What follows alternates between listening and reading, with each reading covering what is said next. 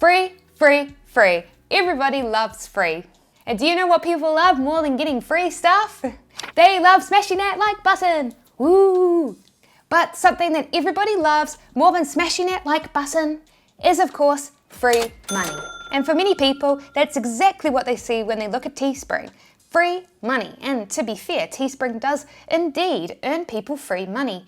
For those of you out there that are new here, Teespring is a big print-on-demand company. They have several factories around the USA that create custom products such as custom t-shirts on demand as customers order them. And through their website, anyone can open up their own print-on-demand storefront and start selling their own custom products like t-shirts for free. Once you sign up for an account, that is, you guessed it, free, you choose from the list of products that Teespring can create and pick which of their products you want to sell. You then take a piece of artwork and upload it to their website and digitally place it onto the product. All the products that you create will be saved to your account profile, i.e. your free online store, which you can then send customers to. And then when a customer orders a product, like say this t-shirt from you, Teespring will collect the money the customer paid, which for this t-shirt we set to $19.95. They'll then print the design onto the t-shirt, package the t-shirt up, and then ship it out to the customer. They'll then pay the rest of the money to you in the form of a commission, which for this t-shirt here would have been $9.38. So as you can see, if you're strapped for cash but you want to set up your own store so that you can start selling products online to make money, Teespring is a great way to get started for free. Because of this, I've had many subscribers decide to set up their own Teespring stores and have asked me to review them. Now, I'll be honest, whenever anyone asks me to do a review of their stores, I'm always like, really? Because literally everyone that has watched my store reviews will already know I'm really harsh when I do these. Like, I don't hold back, but, well, these brave Teespringers put their t-shirts up on the chopping block for today's video, and for that I salute their bravery. Not only will I be reacting and reviewing these t-shirts, but I'll also be comparing their Teespring stores to the six-figure Teespring store, which features several top-selling designs, including this one, which, as shown on Teespy, has collectively sold over $200,000 across its different products like t-shirts and hoodies. Because yes, it is very important to remember that while Teespring is a great place to make free money, you only make that free money if you actually sell your products. Alright, drum roll please. Lucky victim number 1 is Naughty Kids, who for the rest of this video, I'm going to be nicknaming NK because calling them Naughty Kids feels kind of weird. Alright, here is NK's t-shirt. 2020, what now? So my honest, harsh reaction when I first saw this was that it's not very good. And it's not even because of the simplicity of the text-based design, because I recently highlighted a top-selling t-shirt on Etsy. This t-shirt here, and this sells especially well during holiday periods.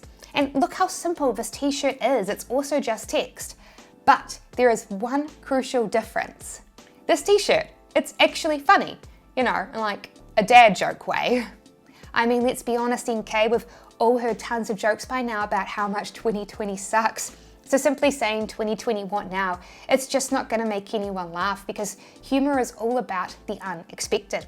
So while this here is probably a dad joke that some of you watching have already seen, when I first saw this t-shirt, I smiled because this joke was admittedly fresh to me. I'd never seen it before, and that's exactly it. Humor is all about the unexpected.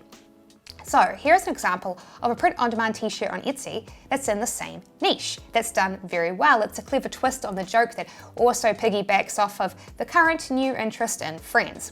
Now yes, I know this t-shirt design has been done to death recently, but when this t-shirt was first made, this joke was new and it did make people laugh because it was unexpected and clever. So yes, simple text-based t-shirts, they can sell great. So that's not the problem, NK. The problem, NK, is that your t-shirt isn't funny. It's lazy. I see people make these sorts of half-hearted joke t-shirts all the time and wonder why they're not selling. And they're not selling because the honest truth is that they're not funny. But there's an even deeper problem with NK's t-shirt. And it's something that I see happen all the time to people on Teespring. People come in and they make and design a bunch of products. And then they finish creating their store. And they're like, oh yeah, this is great. Just one problem. Why is no one buying anything? And it's like, well, maybe the reason why nobody is buying anything is because they don't even know that your store exists. See, remember that six-figure Teespring store that I highlighted earlier? Well, I also highlighted it in this video. It's a Teespring store that sells fun merch aimed at engineers.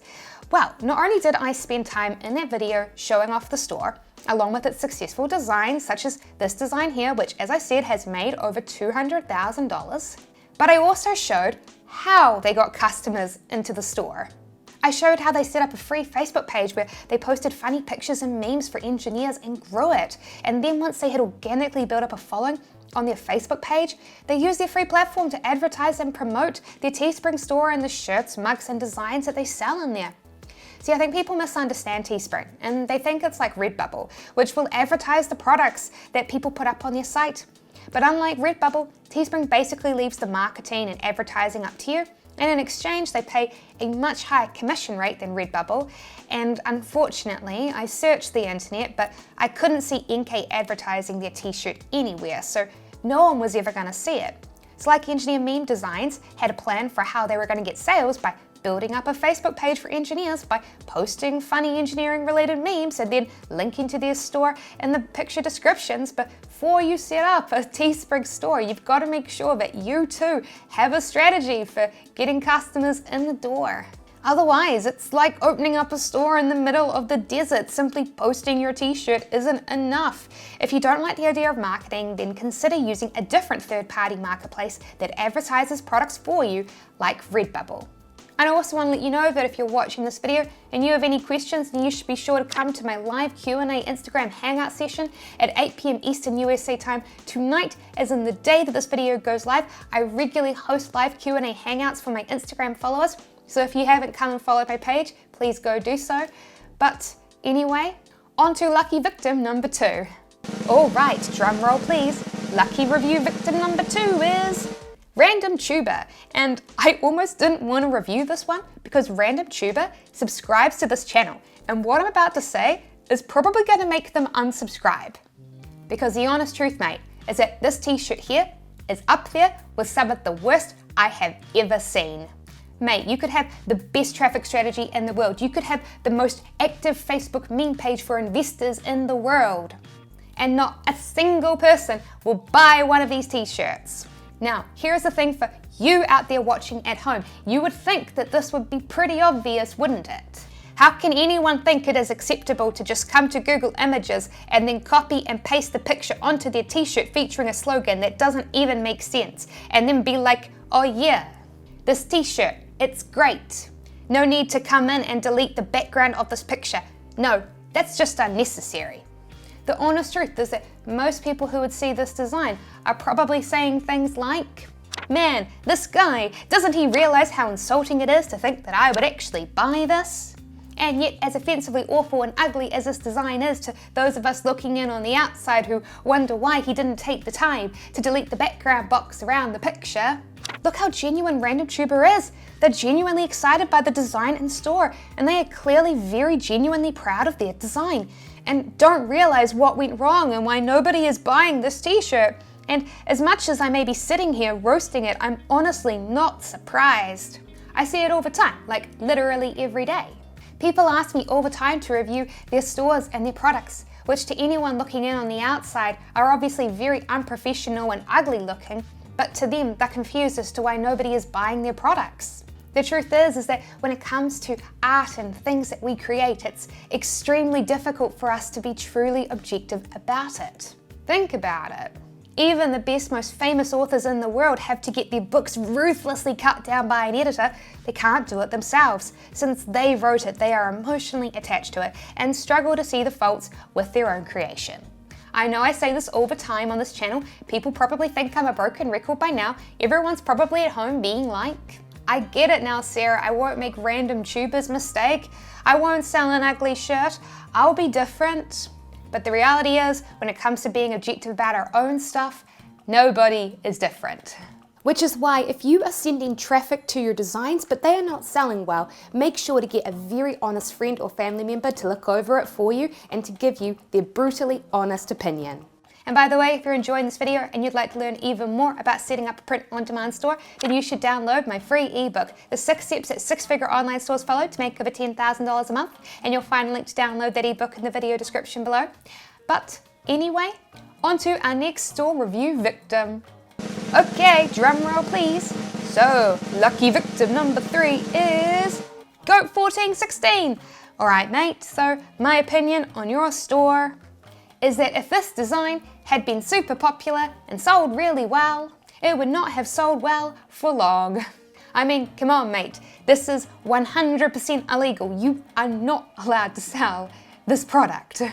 Now, as I am clearly not Playboy's target market, I had to check, and sure enough, this is a direct copy of the front page of an actual edition to Playboy. Goat, you cannot just come and take someone else's intellectual property like this and slap it on a shirt, and not only is the whole image of the magazine cover copyrighted, but that photo of Anna Nicole Smith is copyrighted too. And you're also violating the Playboy logo trademark, as the logo is on that cover image, and you're also violating Anna Nicole Smith's personality rights. You can't legally use celebrities in your designs without their permission. So I'm really sorry everyone, but if you were about to launch your Sarah Crisp merch store, you'll have to go back to the drawing board. But this is still online because chances are Goat probably never properly tried to advertise it. So it's just sitting here breaking copyright laws and no one knows that it exists. But if it ever did start selling, then yeah, Playboy would have shut this down fast. Alright, on to the next Teespring store. Drum roll please.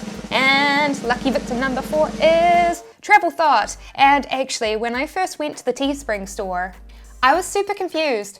I was like, what's a thought? It's moments like these that I realize that I'm getting old.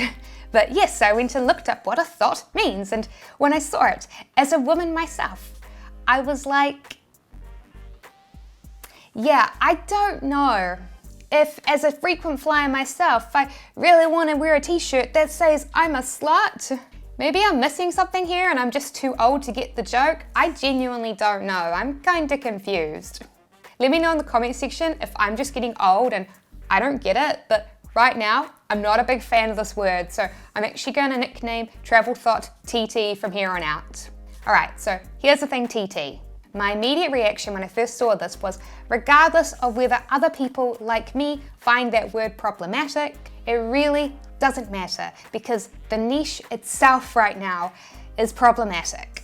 TT left this message asking me to review their store 3 months ago back in March, which was literally the month that airlines started shutting flights down due to COVID-19. Who right now enjoys traveling? Pretty much no one. Unfortunately, in our strange new COVID-19 world, there are some niches which were previously big and super popular that are less good to be in right now. So unless you were previously in this niche before, it's not one that I would recommend entering into. Although I will say that I am very much looking forward to when this niche is a great niche to be in again. But yes, when you're choosing which niches to design your shirts around, make sure you're choosing one that has a big enough fan base to make it worth your time. If it's too small, then you'll have very few people to actually sell your products to, and your store will basically be doomed from the start. Engineers? Yeah, that's got a pretty big strong fan base. Travel enthusiasts in the middle of a pandemic? Not as much. I'll never forget another user who asked me to review their Print On Demand store, Domainer Swag. They set it up on Shopify, not Teespring, but the same principle applies regardless of how one is creating the store. I previously reviewed and reacted to the store in another video on this channel, and as I said in that video, outside of the fact that numerous of the designs were horrendously ugly, an even bigger problem was that its niche was, well, domainers. And a domainer, for those of you that don't know, is someone who buys domain names as an investment. Now, kind viewer out there, tell me, how many people do you know self-identify as a domainer and are so interested in it that they would go and buy a t-shirt about it? The chances are not that many. But of course, if you target too many people with your store, then as you'll see, that comes with its own set of problems. But yes, COVID-19 has definitely changed e-commerce. People are buying products online in record numbers and e-commerce is still booming. But of course, it's also changed the way that we now need to approach how we sell online as well. And this is something I discuss in my COVID-19 update video in my course, the Ecom Clubhouse. And if you're interested in joining and seeing if it's right for you, I'll have a link to it in the video description below. But yes, anyway, this of course means that lucky victim number 5 is Jordan Smith. So Jordan submitted 2 stores, but I unfortunately only have time for one, so I decided to take a look at the first store. And when I first opened up, I was just like, See, here's the thing. People seem to think that if they just stick products up online like t-shirts, that people will buy them, right? It's like magic, isn't it, right? Well, actually, no, it's not magic. There are logical reasons why people choose to buy the products that they do.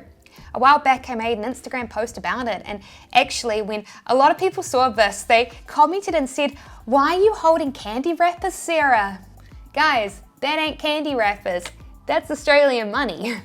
In most places around the world, including Australia and New Zealand, our notes are usually a bit more colourful and exciting compared to America's greenback. But anyway, I digress. In this post, I basically said I'm sick and tired of people thinking that making money with an online store such as a Teespring store is some sort of secret trick or hack, as though there's a magical way to make people buy your t-shirts and you'll just make money. But that's not why successful Teespring stores make money at all. They, along with any successful online store, make money because they create products that fill a need. They find a niche market that has subpar products and they make a better product. Wow, let me ask you, Jordan, what niche market are you serving with this that wasn't served well before? And the answer is none. It is well. The truth is that phrase, it's kind of bland. I remember a pretty controversial print-on-demand product that I showed off in this video. This shirt design here. Now, yes, I understand that hunting is a controversial hobby. I just want to make this clear, team, that I'll show all sorts of niches on this channel. Controversial niches, non-controversial niches. My point in showcasing products and niches isn't me saying whether I agree or disagree with them. My point in showcasing them is to provide commentary on what made people want to go out and buy these products from a sales and marketing perspective. But anyway, I digress. At the time, there were very few good merch choices for daughters and women who were interested in hunting, and then this design came along, and as such a great looking design in an underserved niche, the Facebook ad went viral and the design sold over $200,000 on Viral Style, a website extremely similar to Teespring. This shirt came and took an underserved group of people and created an awesome design that was better than anything else that had been out there previously. And that was why it sold so well. Not because of magic. But the truth is that I can understand why people do sell lukewarm t-shirts. Like this one that Jordan made. Because, well, when you're browsing through clothing stores in the mall, you'll find simple t-shirts like that. But here's the thing, put yourself in the mind of the customer. Be empathetic. From their perspective, when they're browsing, looking for new shirts, if they see a nice simple design and they go, "Oh yeah, that looks nice," then it's extremely easy to just go and grab that shirt and take it up to the counter and buy it then and there. That's a whole lot more simpler than having to enter in your shipping details and then wait for the t-shirt to actually arrive. But there's an even bigger reason why this design would struggle to sell, compared to the more simple, reasonably bland tees that people buy in offline retail stores and malls because, well, you think about it. Chances are people didn't enter your Teespring store because they were looking for clothing. It's probably because they were just browsing the internet, looking at funny memes, doing their own thing, and then they happened to stumble on your advertisement. So, unlike customers that are purposefully walking into a store already in the mindset that they wanted and needed new clothes, the people browsing the Engineer Meme page had no intention of buying anything at all, so it was up to Engineer Memes to convince them that even though they didn't think they needed a shirt, that they should buy one anyway, and because the design was so cool and filled an underserved niche better than other products on the market, engineers clicked on it and were like, "Whoa, awesome, I love that, I don't need it, but I want it." Whereas Jordan's shirt, because it's a little bit bland, elicits the response of, "Oh yeah, that's nice, but I don't need it." So, did you enjoy this video? If so, please hit that subscribe button and click the little notification bell so that you don't miss out on any of my videos. And if you'd like to see more examples of successful Teespring t-shirts, I have a video which shows you 5 of them that made over $100,000. So, go ahead, watch my next video, and I'll see you over there.